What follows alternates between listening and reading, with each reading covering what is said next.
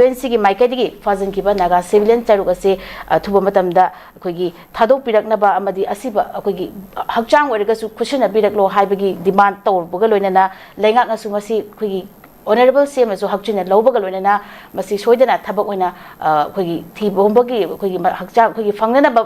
मियोइसिंग असे फंगनबगीदमक्ता अखोई कनबा मवंगदा अखोई थीबोंबगी तबक चथगनी हाइबगा लोइनना केस असी NIA दा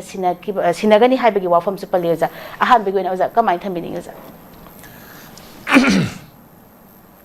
अहान मक्तदा नोटिस विंडो टेलीविजन के अयुके news analysis मेंग ताबि पुनो कोनोना खुरमजरी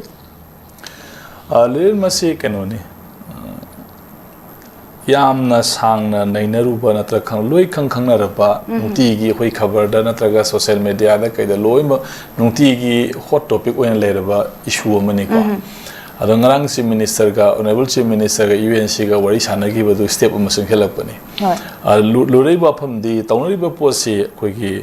makok losan naraga mamai thingalaga loli haina badu ne loi khang khang na ba loi unaba ngaktani loi khang ngani hojik lari singse hojik lari ba singsi karai da leidi karai da tauri kholi haiba singse loi na khangam gani laingak su organization su kaisu loi khangna loi khang ngani ba loi ba koi makok losala mamai thingalaga ai lo le na leina badu gumba ngakta adugi film du ne koi pa ba kang loti hai gumba jatu ne ba sigi film se masile da koi nainaru bagi yam ka hena aduna khang hai sadana adu hai ba yam keno ma kutheng nainaru bagi aidi thoina mathau ta dar baina khale yam thuna leri ba maike animakta hojik leri ba block se kimna shutdown changdo en hai e degi naga gi leri ba UNC na hojik leri ba koi to economic block se hai ba hostage taruk thadok tibo continue to gini hairi sadigi di honorable chief minister na NIA da sinarani hairi ko sigi pot mayam singa se ade adu da tarang han khoi ambush tawraga hatkiba thadok chas lu singba hatkiba sing adu gisu NIA da sinagre na dum yauri khabar da ko nainari ama tauri si lairi ba pot mayam punamak se hoji akhoi ni yenga da si kainu haiba kandadi akhoi gi leiba amada akhoi leiba amma leire na khale leibak tu gi leri ba governance ama leire government ama leire government aduna people gi miyam gi aspiration ado madu pangthokpa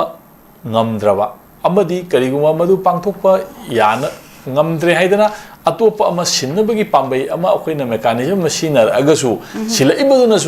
makata na aspiration sing adu pangthokpa ngamoi haibagi wakhalon amada leiba adugum lenga aduneba lenga lo du makha leiba neba akoina imperialism gi makha leiba colonialism gi makha leiba obviously masidi akoina self evident truth oire na ko manandi people gi aspiration amala di pot meam sing asi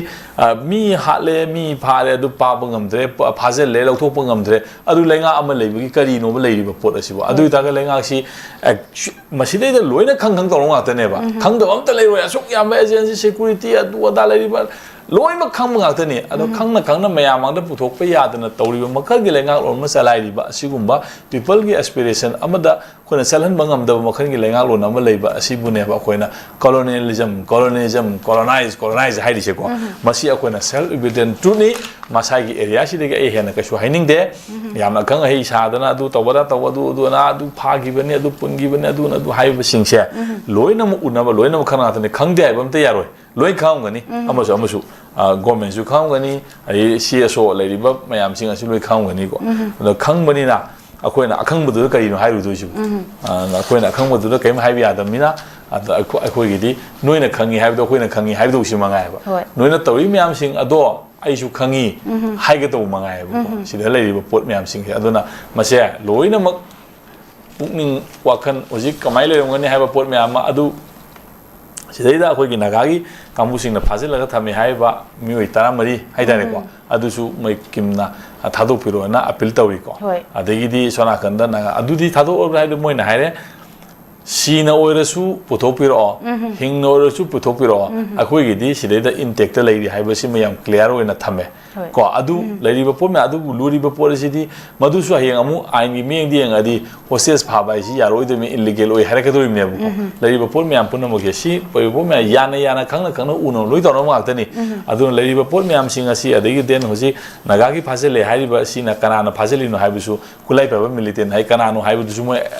disclose tau de ko adu na hai adei khun ge adu tawram na hai mayam leiri si mayam singa se akoi loimak ꯑꯩꯈꯣꯏ black and ꯋꯥꯏꯠꯇ public ꯗꯣꯃꯦꯟꯗ ꯂꯩꯔꯕ ꯉꯥꯛꯇꯅꯦꯕ ꯂꯣꯏꯅ ꯎꯅꯔꯕ ꯈꯪꯅꯔꯕ ꯉꯥꯛꯇꯅꯤ ꯃꯁꯤꯗꯩꯗ ꯑꯩꯈꯣꯏ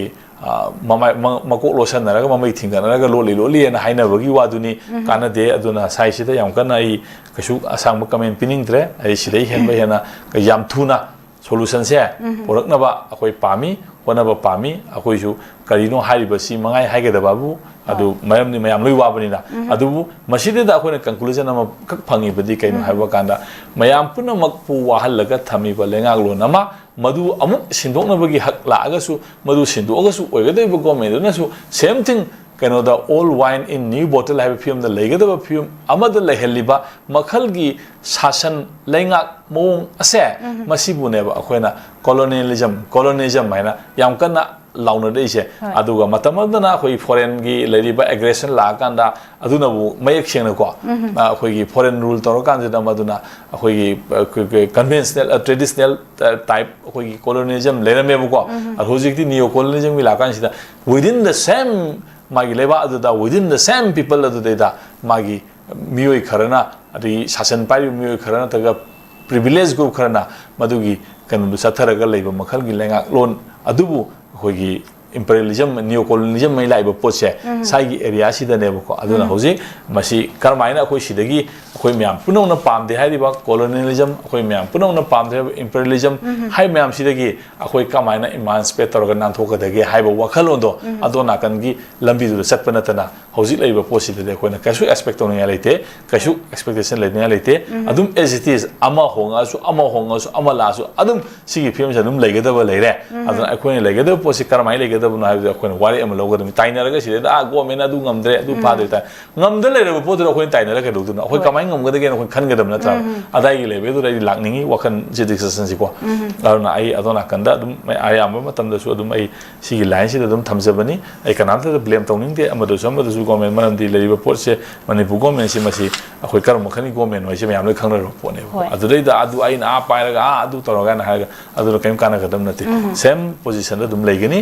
ꯑꯗꯨꯅ ꯁꯨꯃꯥꯏꯅ ꯑꯩ ꯂꯩꯔꯤꯕ ꯁꯤꯡ ꯑꯁꯦ ꯑꯃꯕꯨ ꯑꯣꯏꯔꯣ ꯐꯥꯖꯤꯜꯂꯒ ꯂꯩꯕ ꯃꯌꯥꯝ ꯄꯨꯝꯅꯃꯛꯁꯤꯗꯤ ꯑꯊꯨꯕ ꯃꯇꯝꯗ ꯃꯁꯥ ꯃꯁꯥꯒꯤ ꯃꯌꯨꯝꯗ ꯍꯟꯖꯤꯜꯂꯅꯤꯡꯉꯤ ꯏꯃꯨꯡ ꯃꯅꯨꯡꯅ ꯋꯥꯔꯝꯒꯗꯕ ꯑꯀꯣꯏꯕꯁꯤꯡꯅ ꯊꯦꯡꯅꯔꯝꯒꯗꯕ ꯈꯨꯗꯣꯡꯆꯥꯗꯕ ꯅꯨꯡꯉꯥꯏꯔꯣꯏꯗꯕ ꯍ꯭ꯌꯨꯃꯦꯟ ꯑꯃꯒꯤ ꯂꯩꯔꯤꯕ ꯃꯥꯒꯤ ꯚꯦꯂꯨꯁ ꯃꯌꯥꯝꯁꯤꯡ ꯑꯗꯣ ꯑꯩꯈꯣꯏꯒꯤ ꯏꯃꯨꯡꯗ ꯊꯣꯛꯑꯁꯨ ꯀꯃꯥꯏꯅ ꯇꯧꯅꯤ ꯍꯥꯏꯕ ꯋꯥꯈꯜꯗꯨꯗ ꯈꯟꯊꯔꯀꯥꯟꯁꯤꯗ ꯄꯣꯠꯁꯤꯡ ꯑꯁꯤ ꯌꯥꯝ ꯊꯨꯅ ꯃꯁꯤꯒꯤ ꯄꯣꯠꯁꯤꯡ ꯑꯁꯦ ꯑꯩꯈꯣꯏ ꯁꯣꯂꯨꯁꯟ ꯑꯃ ꯄꯨꯔꯛꯅꯕ ꯍꯣꯠꯅꯕ ꯍꯥꯏꯕꯁꯤꯗ ꯑꯩꯈꯣꯏ ꯍꯧꯖꯤꯛꯀꯤ ꯑꯣꯏꯅꯗꯤ ꯑꯩꯈꯣꯏ ꯇꯦꯝꯄꯣꯔꯦꯜ ꯀꯩꯅꯣꯁꯤꯃ ꯆꯪꯁꯤꯟꯃꯤꯟꯅꯁꯤ ꯑꯗꯨꯒ ꯂꯩꯔꯤꯕ ꯏꯁꯨ ꯃꯌꯥꯝꯁꯤꯡꯁꯤꯗꯤ ꯑꯩꯈꯣꯏ ꯍꯧꯖꯤꯛꯀꯤ ꯏꯁꯨꯁꯤ ꯁꯣꯜꯕ ꯇꯧꯒꯦ ꯍꯥꯏꯅ ꯂꯣꯏꯒꯗꯕ ꯅꯠꯇꯦꯕ